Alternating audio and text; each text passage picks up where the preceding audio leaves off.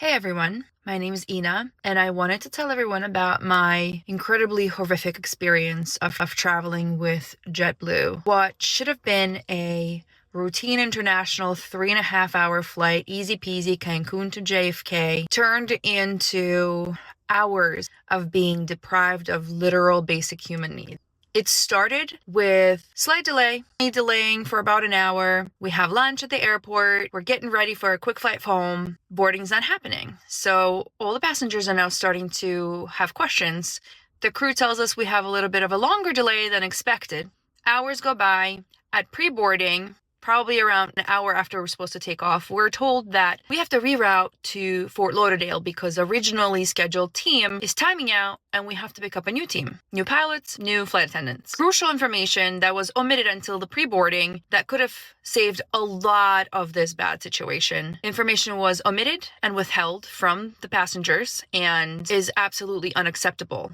To not tell the passengers that we have to go to an absolutely different city somewhere and pick up a crew because they're timing out. So we're not told that information from the get-go. We're told that information about an hour before we actually make it on a plane.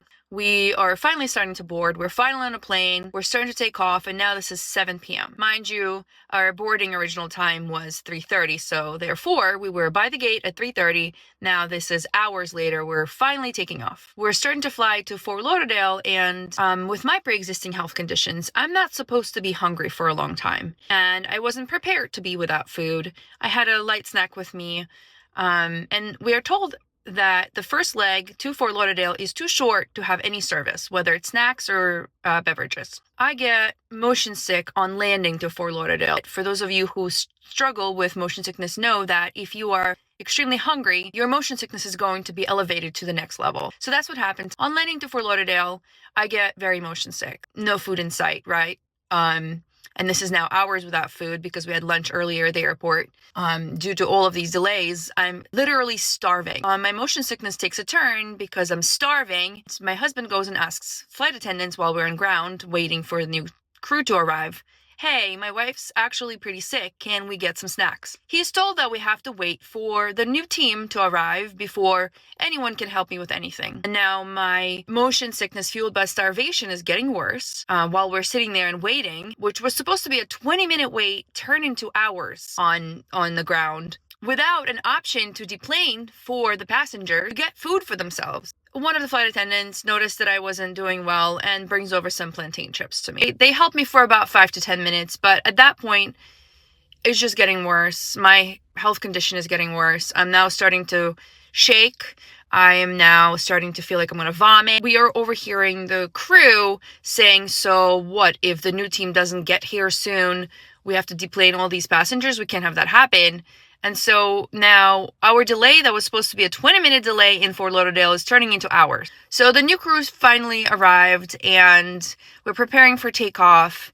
And now my motion sickness is getting even worse because now this is hours without food. Hours on end without food. I think we took off from Fort Lauderdale at like 10:30 or so, or 11 p.m. Mind you, we were supposed to be in New York by 8:20 p.m. This is now hours past our actual arrival time. And if the information that we had to go to Fort Lauderdale to relieve the crew that was timing out was provided to us before we started boarding, I was going to get myself food. I wouldn't let my medical conditions be just raging with starvation-fueled motion sickness on this flight. We are now finally starting to take off. I am feeling extremely sick, getting sicker from that takeoff, motion sickness raging by this point. I can't even speak anymore. So my husband calls over the flight attendant, the newly arrived one, and she sees that I'm in literal distress. Now I'm shaking, I'm passing in and out of consciousness. She sees that, she brings me a ginger ale. She brings me an antacid. She brings me a bag of ice and says, "Put it on your neck. It's going to help." All right, I'm doing that. It's helping just a little bit. But at this point, when you're so hungry that your motion sickness is just raging and becomes an actual disability, combined with other medical issues that cannot go without food for hours on end, now I am so sick that I can't even see, speak, or move. All I am experiencing is now literal dry heaving, gagging, vomiting, and all the things. So she brings me a bag for my vomit.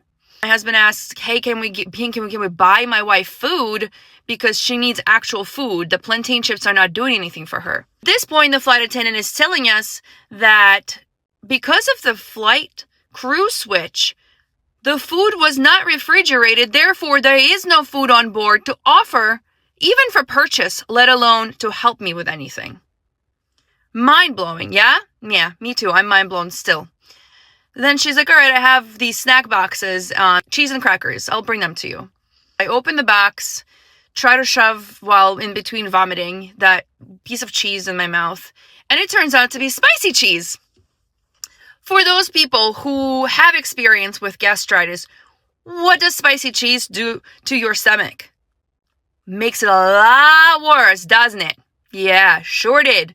Sure did. Now my stomach is on fire with the spicy cheese, and now it is such an irreversible situation that I cannot even describe to you how sick I was. Debilitatingly sick. That flight attendant is nowhere to be found. She's probably doing her job. And mind you, this is an international flight with an entire crew on board that's on duty and off duty as well.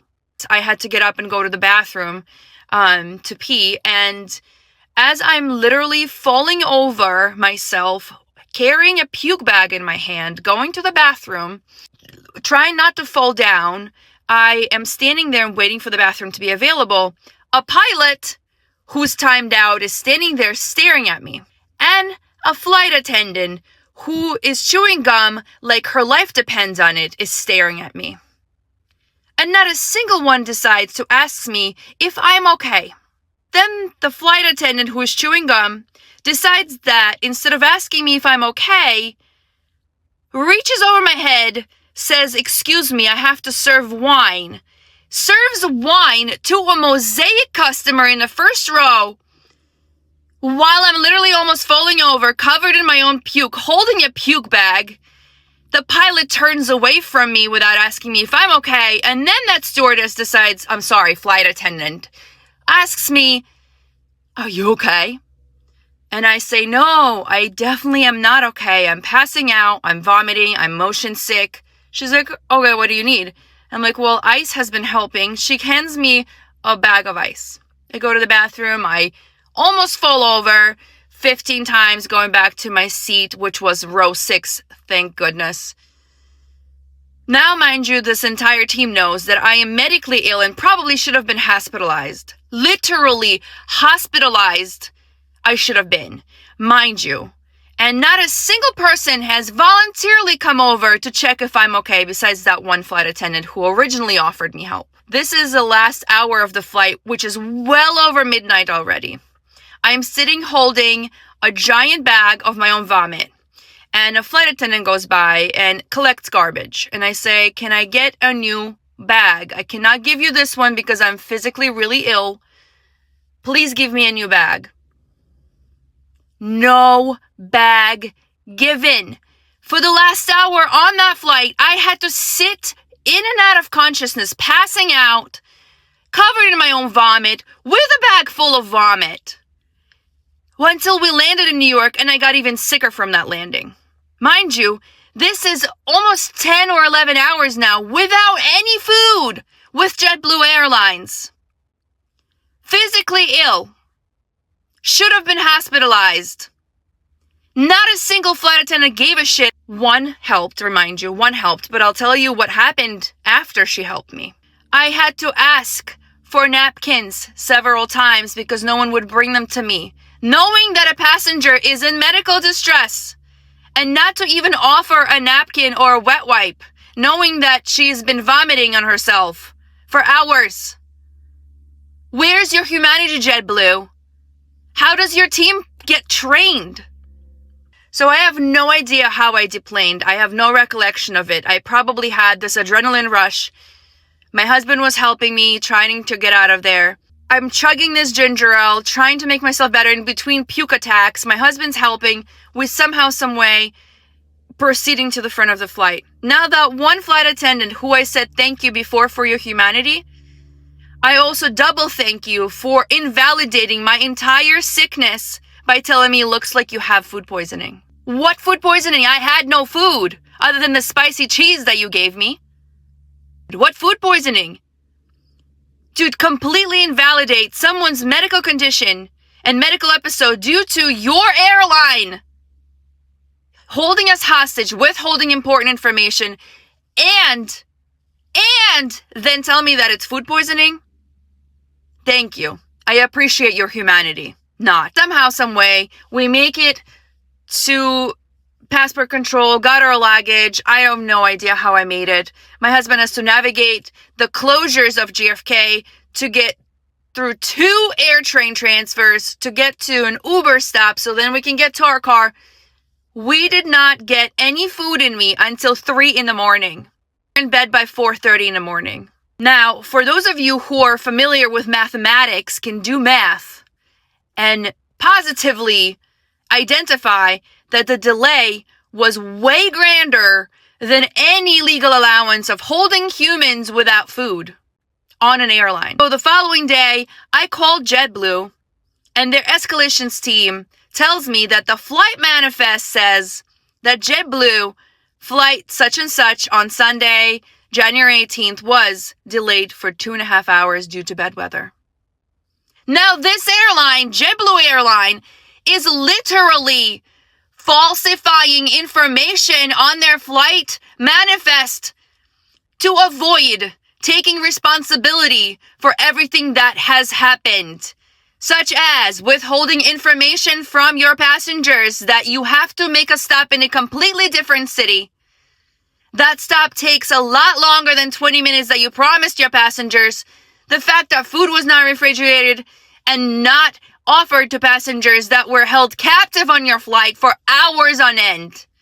And the inhumane treatment that was rendered to a passenger that was medically ill on your flight, which was me. My name is Ina Visic, and shame on JetBlue for this entire experience of how inhumanely you treated me and other passengers.